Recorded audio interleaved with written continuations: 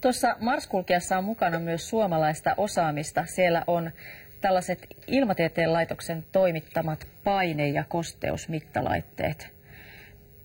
Nämä on aika pienen näköisiä vehkeitä. Kuinka varmoja te olette, että nämä pysyvät siellä toiminnassa? Se on huolella tehty ja me ollaan aikaisemminkin toimitettu Mars-laskeutujiin näitä instrumentteja. Että kyllä meillä on kokemusta ja avaruusinstrumenteista yleensäkin, että Ilmatieteen laitos on perinteisesti tehnyt pientä, tarkkaa ja toimivaa nämä meidän laitteet. Eli tässä mulla on käsissäni nyt kosteusmittalaite, joka on siellä autossa, joka kohta pämäytetään Marsia kohti.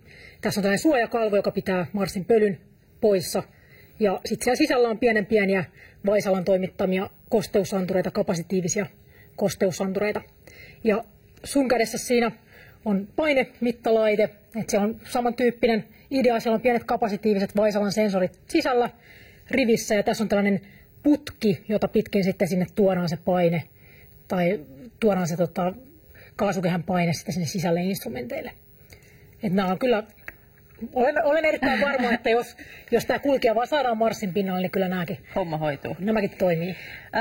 Niin kuin nimikin sanoo, niin nämä mittaavat kosteutta ja painetta, mutta mitä se ihan käytännössä kertoo Marsista? Mitä nämä tiedot antaa?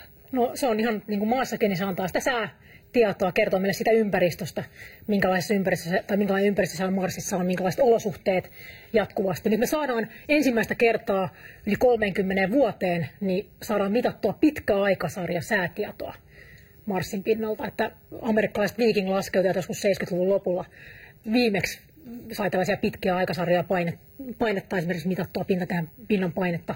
Ja tavallaan jo on aikakin mennä takaisin ja katsoa nykyaikaisella tekniikalla, että miltä se näyttää vähän eri paikassa. Ja mitä täällä tiedolla sitten tehdään, niin me opitaan paremmin ymmärtämään. Me voidaan katsoa meidän malleja. Me ollaan viety Ilmatieteen laitoksella tehty just tätä työtä, että me ollaan viety sään ennustamiseen maassa käytettyjä malleja, niin me ollaan viety Marsiin. Me ollaan katsottu, miten ne toimisi Marsissa. Koska Marsi on näennäisesti yksinkertaisempi ympäristö kuin mitä maa. Sieltä puuttuu biosfääri, siellä on erittäin paljon vähemmän vettä, siellä on hyvin paljon ohuempi kaasukehä. Ja se on tällainen iso hiekkalaatikko meidän malleille. Eli kun me viedään meidän mallit sinne, kokeillaan, yritetään vääntää ne siellä toimiviksi, katsotaan pystyttäisikö me ennustamaan Marsin olosuhteita. Me voidaan myös käyttää tätä Marsin säätietoa siihen, että me tiedetään paremmin, minne me ollaan ehkä lähettämässä meidän seuraavia laskeutujia ja joskus tulevaisuudessa ihmisiä. Että minkälaiseen ympäristöön me ne laitetaan. Miten tämä Marsin kaasukehän paine muun muassa heittelee hyvin paljon vuorokauden ajan ja vuoden ajan mukana. Ja meidän täytyy tämä kaasukehän paine tietää hyvin tarkasti, että jos me aiotaan laskeutua Marsin pinnalle turvallisesti, laskuvarjoin tai oikeastaan mitä tahansa tekniikkaa käyttäen. Aika monet on hyvinkin riippuvaisia tästä paineen tarkasta määrittelystä. Ja jos me ei tiedetä sitä, niin me ollaan vähän niin kuin arvan varassa, että mehän paljon ollaan menetetty laskeutuja Marsiin. Mars on syönyt meiltä hyvin paljon missioita loppuvaiheessa ja alkuvaiheessa. Että kaikki tämä tieto niin se lisää turvallisuutta tai tieto siitä ympäristöstä, minne me ollaan menossa, niin lisää meidän turvallisuutta ja sitä varmuutta, millä me pystytään lähettämään sinne erilaisia missioita. Totta kai siinä vaiheessa, kun ihmisiä lähetetään sinne, niin ei voida enää ottaa mitään riskiä. Parin vuoden päästä olisi lähdössä tämä härveli Marsiin. Joo, tämä on meidän Mitä tämä tekee? METNET-laskeutuja. Tämä on tällainen suomalaisen toteuttama Marsin sääasema. Ja tämä on hyvin paljon pienempi kuin se meidän auto. Eli tämä painaa vain parikymmentä kiloa. Ja tästä johtuen me voitaisiin tällaisia yhdessä sen auton sijasta pistää toistakymmentä kappaletta Marsiin. Okei, tämä ei liiku, tämä on paikallaan, mutta tästä me saadaan tavallaan useammasta paikasta samanaikaisesti mittauksia koko Marsin laajuudelta. Ja nyt tämä auto, tämä liikkuu pari kilometriä sinne tänne, se pystyy ajelemaan vähän ympärissä, käydä mielenkiintoisilla paikoilla, mutta se ei kuitenkaan pääse toiselle puolelle Marsia, se ei pääse napa-alueille. Se on hyvin rajattu kuitenkin sen alue, missä se liikkuu. Ja nyt, jotta me ymmärrettäisiin paremmin tai kokonaisvaltaisesti sitä, mitä Marsissa, miten se Mars elää, niin me tarvittaisiin tietoa joka puolelta Marsia. Eli tällainen METNET-kevyt yksinkertainen laskeutuja ja voitaisiin lähettää hyvin moneen paikkaan Marsia samanaikaisesti. Saataisiin tällainen sääverkosto sinne. Niin saadaan kokonaisvaltaisempi kuva. Kokonaisvaltainen kuva siitä Marsin kaasukehän toiminnasta. Sini, mitä sinä uskot? Voisiko nuo meteoriteista löytyneet jäljet olla merkkejä maan ulkopuolisesta elämästä? Siis kyllähän se mahdollista on. elämähän syntyy aika nopeasti loppujen lopuksi. Tai mun mielestä on syntynyt aika nopeasti. Mietin, että koko maailmankaikkeus on 14 miljardia vuotta vanha. Ja nyt siinä meni ekana 10 miljardia vuotta siihen, että saatiin aurinkokunta kasaan. Ja nyt kun meillä oli aurinkokunta kasassa maa, niin ei siinä mennyt enää kuin miljardi vuotta. Niin meillä oli jo ensimmäisiä esitumallisia eliöitä. Ja jotenkin tuntuisi, että se saattaa jopa olla helppoa. Että jos elämän syntyyn on joku prosessi tai mekanismit, jotka mahdollistaa sen, kunhan vain olosuhteet on oikeat, niin kuin helposti, jos on joku tendenssi elämän syntyyn, niin miksi ei olisi syntynyt elämää Marsissakin, mikäli siellä olisi ollut hyvät olosuhteet siihen? No nyt tuo Mars-kulkija lähtee matkaan. Mitä nyt toivotaan ja uskotaan, että sieltä löytyy? Nyt nimenomaan mennään katsomaan tai etsimään sitä, että onko siellä ollut tarpeeksi pitkäaikaiset olosuhteet elämän synnylle, tarpeeksi suotuisat ja pitkäaikaiset. Me tiedetään, että siellä on jossain vaiheessa historiaa ollut, tietyssä paikassa ollut plus 18 astetta ja kosteita vettä, joka kuulostaa aika mukavalle meistä elämästä. Ja tämäkin muuten tuli justiinsa tällaisen löydetyn Mars-meteoriitin tutkimustuloksista.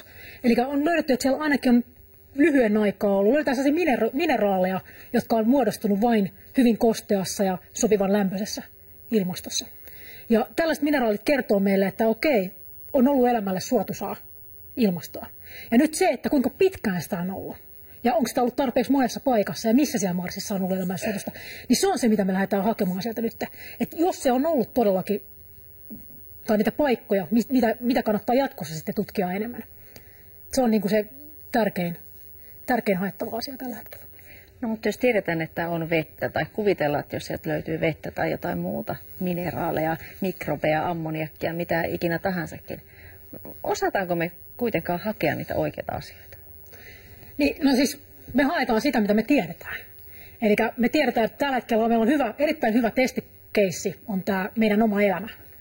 Me tiedetään, että okei, sä elät, mä elän, meillä on tällaista mukavaa hiilipohjaista elämää.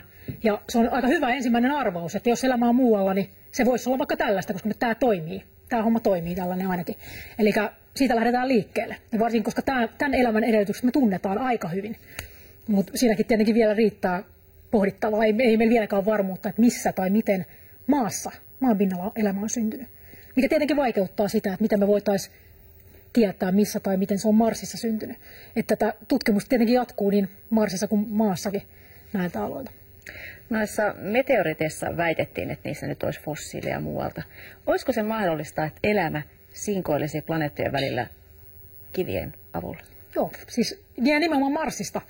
Mars on suhteellisen kevyt planeetta, sieltä helposti sinkoaa kivi toisensa perään. Ja tällaisen sinkoutuneen kiven sisällä tai siinä pinnallakin saattaisi selviytyä joku mikrobi tai elämä. Ja olisi voinut käydä niinkin, että elämä onkin syntynyt Marsissa aikoinaan. Ja sitten se on singonnut kiven mukana maahan. Ja vaikka maassa ei olisi ollut aikaisemmin elämää, niin ehkä me kaikki ollaan marssilaisia loppujen lopuksi.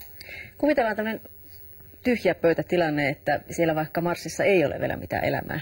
Ja nyt sinne menisi miehitetty lento. Silloinhan maasta menisi väkisin jotain bakteereja. Joo. Mitä silloin voidaan etsiä? Voidaanko enää hakea marssilaista? Joo, siis tämän kanssa meidän täytyy olla todella varovaisia, sillä ihmisten tämä meidän elämä täällä, se on hyvin kilpailtua. Niin kuin meillä on hyvin erilaisia elämänmuotoja, me ollaan hyvin pitkälle jalostuneita, nämä virukset ja bakteerit ja kaiken näköiset.